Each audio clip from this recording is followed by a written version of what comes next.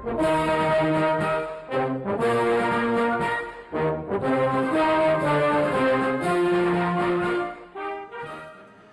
March, China's National People's Congress and the Chinese People's Political Consultative Conference hold their annual meetings in Beijing.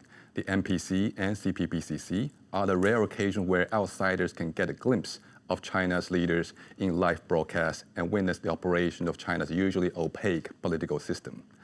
They may be live, but are they real? And are these two meetings, aka the two sessions, just a prearranged show where everyone just acts out their prepared script? Or are there still meaningful telltale signs that we can pick up? And what does China's biggest show of the year tell us about how China is managing the economic downturn, political purges, and social stability?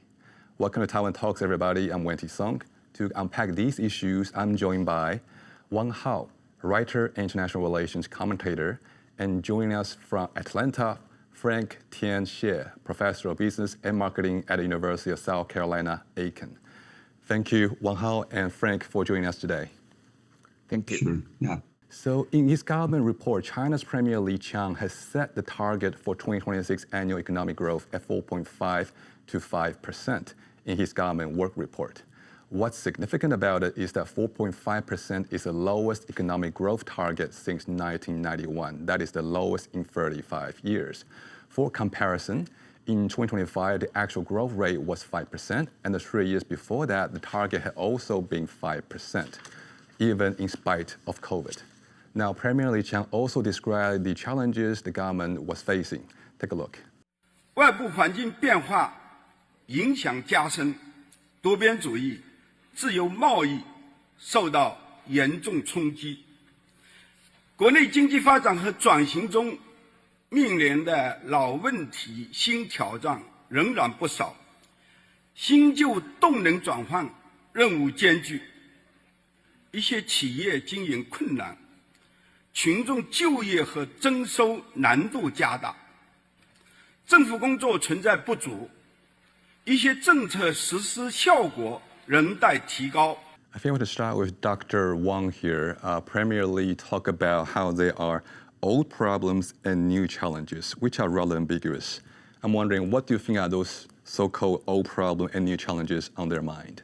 Well, there are at least three old problems. One is overly rely on property and investment on property-related infrastructure spending. Second is overly related on credit growth and the leverage, both at the official government level as well as at the enterprise level.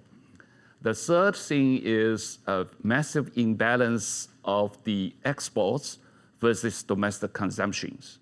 And we seeing these three problems have dominated the so-called China economic growth model.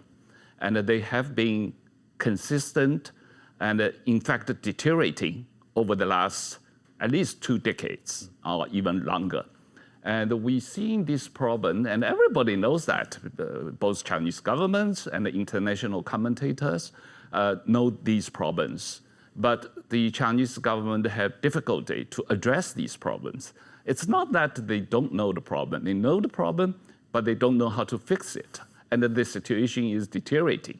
And the imbalance between the exports and the domestic consumption is deteriorating, and to the extent that these days the so-called 5% China GDP growth, in reality everybody believes the real growth is probably 2%, but never mind. The official rate, 5% growth, is entirely relied on trade surplus.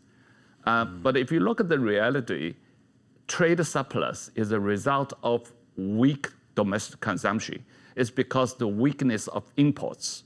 Both, obviously, export number is good, but the weakness of imports is a striking feature.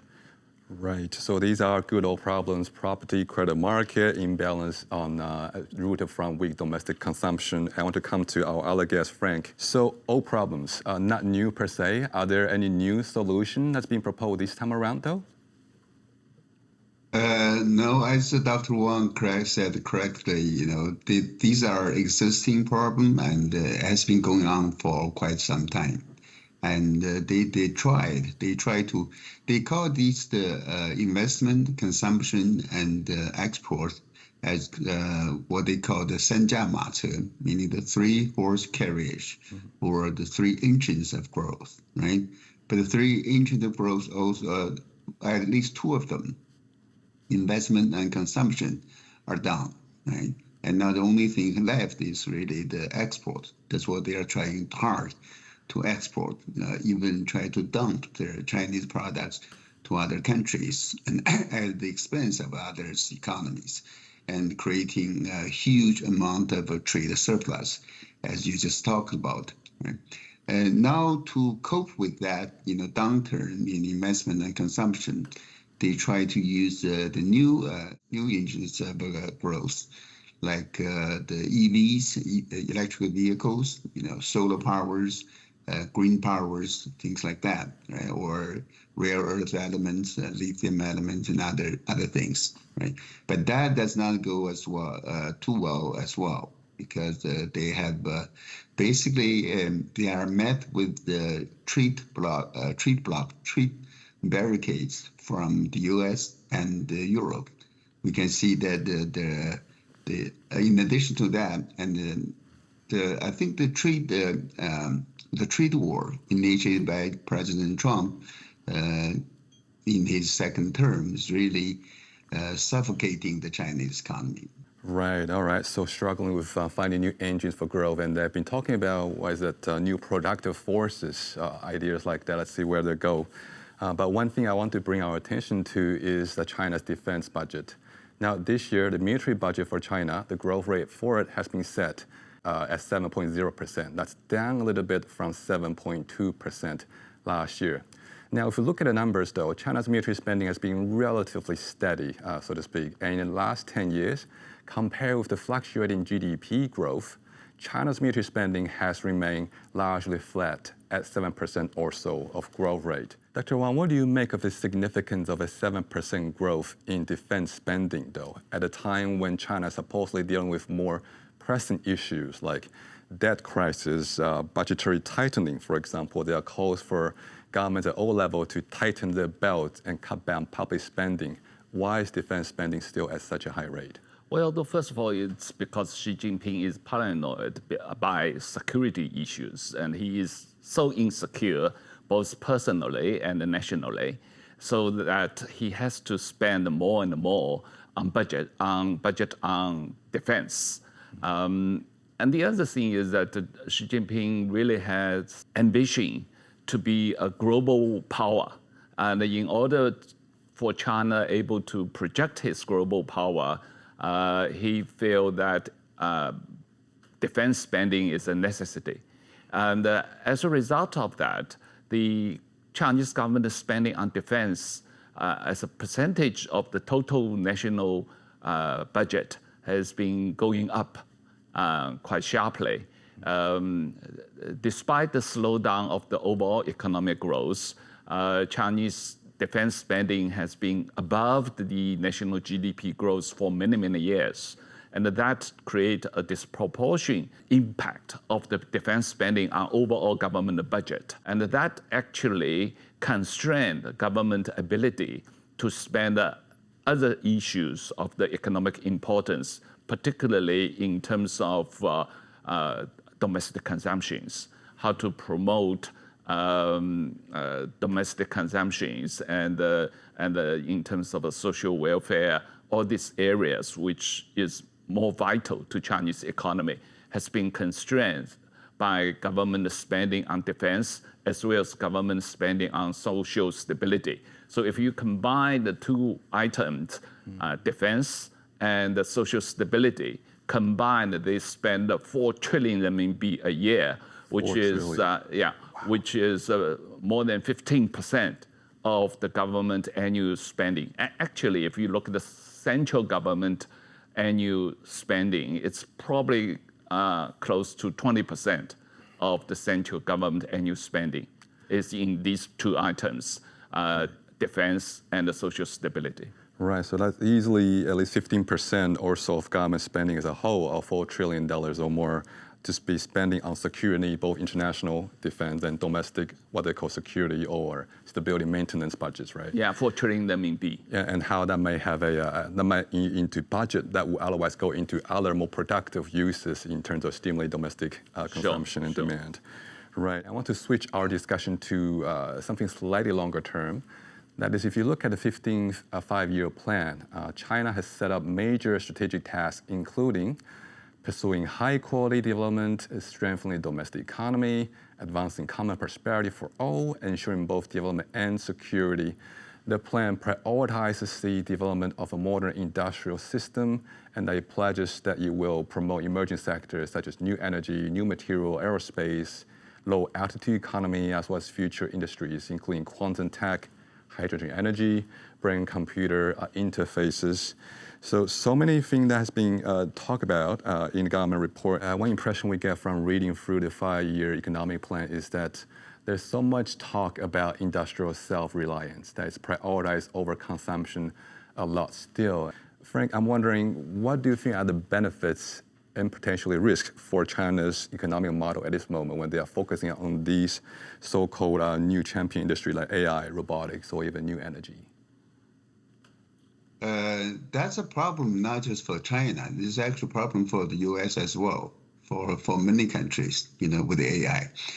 Be honest with you, we have been, I've been doing some podcasts on the AI. I have done six or seven of them, focusing on the different impacts of AI on our society, on education, higher education, for example, right?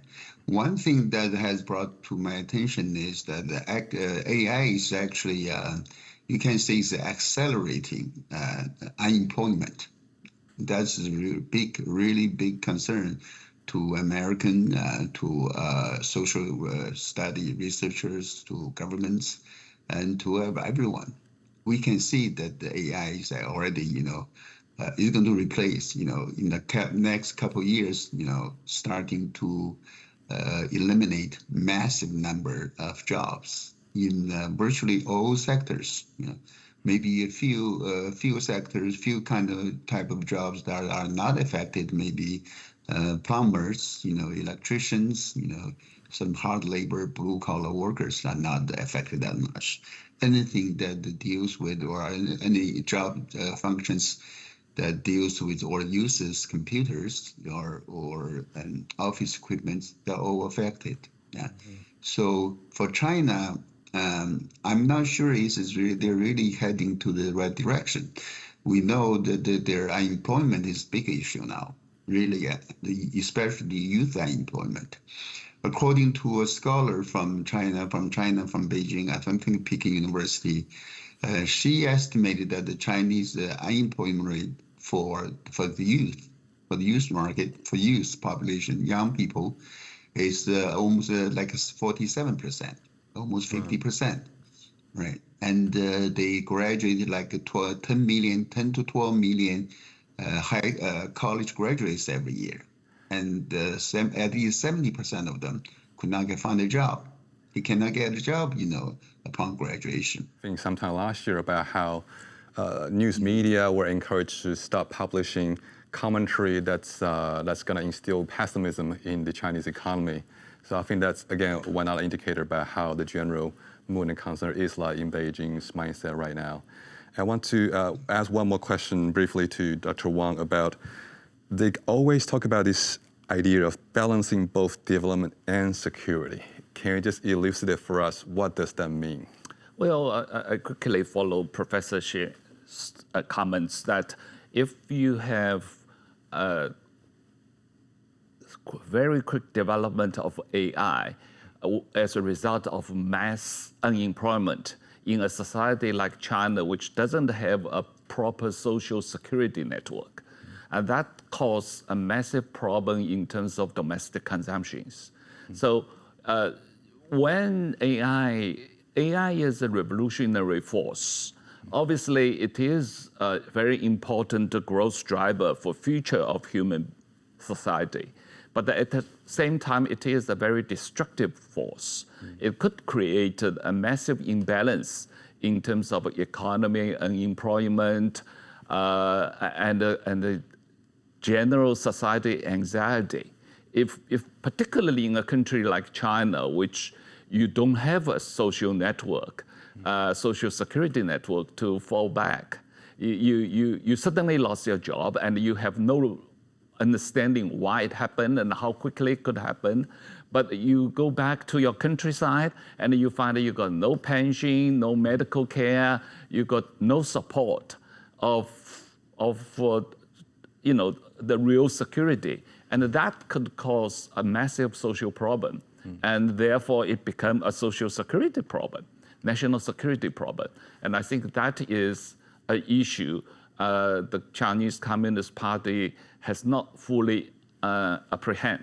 Right, something that AI could be disruptive, and disruption can be challenging when they have no strong social safety net, right? That's right. The MPC, as we know, has removed 9 top generals from the list of delegates, and a total list of 113 delegates are absent from this meeting. This marked the lowest attendance rate of the MPC during the Xi Jinping era, except for the COVID-19 period. So on this issue, I want to come to Frank here. We know that 9 generals have been purged from the MPC, but the recently, recently purged, not from MPC, but politically, Zhang Youxia and Liu Zhenli, both top soldiers inside the CMC before. 9 of them have been purged from the MPC delegates list. What do you think that tells about what is happening inside China's military? Well, there's the big problem here, and it really affect the effectiveness or the fighting power of the PLA.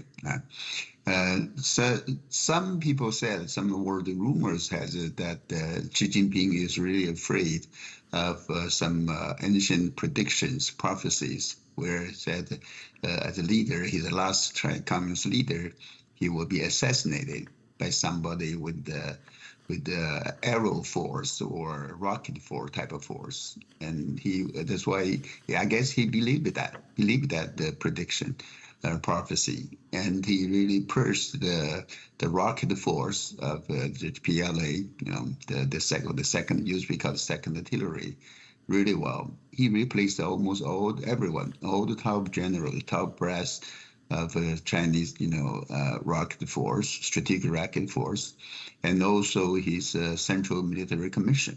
And he didn't believe in anybody. He was afraid of anyone coming to take over his position or, get him behind bars. We have seen that. I think it's just a matter of power struggle. Power struggle, especially when the communist government's grip of power is being challenged more and more by people who are unsatisfied with the income disparity and social unrest, and they know that.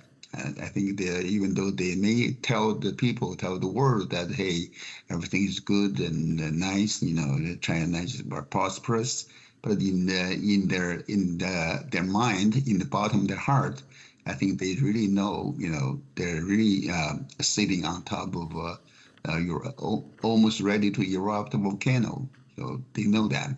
And Xi Jinping is suspicious of everyone. He can't even trust the people he brought to the Central Commission by himself. His old subordinates. He couldn't even trust all his close allies. He's not trustworthy. So it's really, he has to use those forces, use those tools, just like all the communist leaders from Soviet Union to Cuba to Vietnam to Chinese-style communist leaders.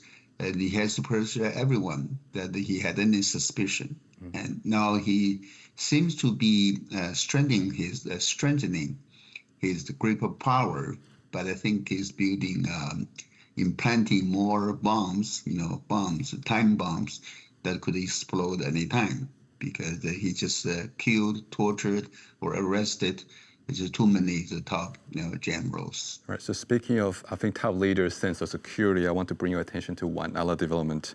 So during the two sessions, Xi Jinping attended the delegation of the POA. During that meeting, Xi Jinping talked about the importance of fully leveraging the distinctive advantages of political work in strengthening the military. Take a look. 军队是拿枪杆子的，军中绝不能有对党怀有二心之人，绝不能有腐败分子藏身之地。 Right, so as Frank mentioned earlier, Xi Jinping is trying to be purging the military, but after all these purges, do you think, Dr. Wang, that it actually buys him sense of security finally? Well, that's the paradox. The more he purged people, the more he concentrated the power, the more insecure he feels. Because the issue is that everybody around him feel insecure. Everybody around him feel that he himself could be purged anytime. And that means that there's nobody really loyal to him. And that created a sense of atmosphere around the top leaderships that this is a totally unstable political structure. We had this kind of situation in the late day of Stalin, that because he constantly purged the people around him, everybody feels so unsecured. So when Stalin had a heart attack, nobody wanted to rescue him, because everybody have the desire and personal interest to see Stalin die. And that is a situation now happening in China. Everybody around Xi Jinping actually have personal interest to see him pass away, because that is the political situation inside China. We know that 113 delegates have been removed from the NPC. What it tells us, of course, is reshuffling, disruption, and personnel changes left and right. What do you think that level, that scale of reshuffling is doing to the POA's efficacy or to Chinese government's efficacy as a governance vehicle? I think it's really, Xi seems to be strengthening his grip of power, but it's also shaking the very foundation, both in military and in politics, about the CCP's rule in China.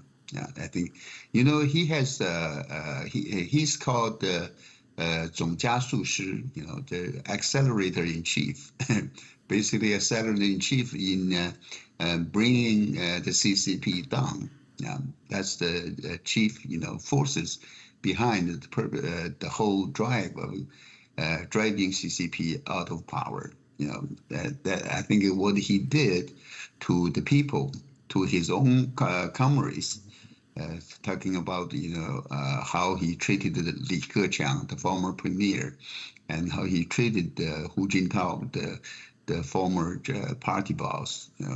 And everyone sees that. Everyone saw that. Everyone was afraid. Everyone had developed resentment toward him. And he's really just a lone dictator by himself. Thank you for that analysis, Frank. And I think I'll ask one last question here. That is about the social implication of all this government disruptions, military changes, all this. What do you think that is going to, what effect would it have when it cascades to a social level? What did it do for social stability? Well, the term is laying flat.